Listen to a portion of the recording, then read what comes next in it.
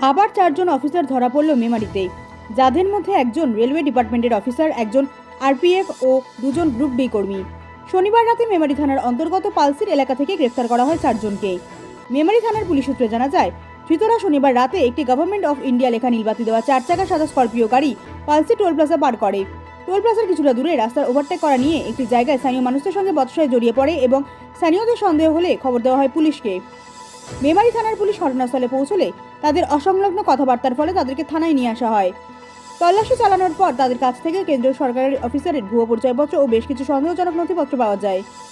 এছাড়াও তাদের কাছে পাওয়া যায় একটি আগ্নেয়াস্ত্র সহ 4 রাউন্ড গুলি।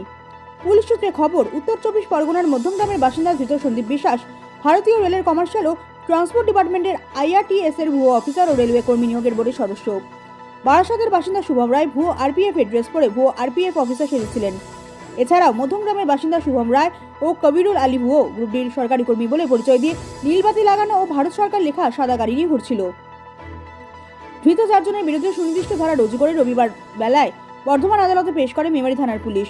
ধৃতদেরকে বর্ধমান সিজিএম এসরাসে তোলা হলে বিচারক 8 দিনের পুলিশি হেফাজতে নির্দেশ দিয়েছেন। মৃত্যুঞ্জয় যশোর রিপোর্ট, সুন্দর বাংলা নিউজ।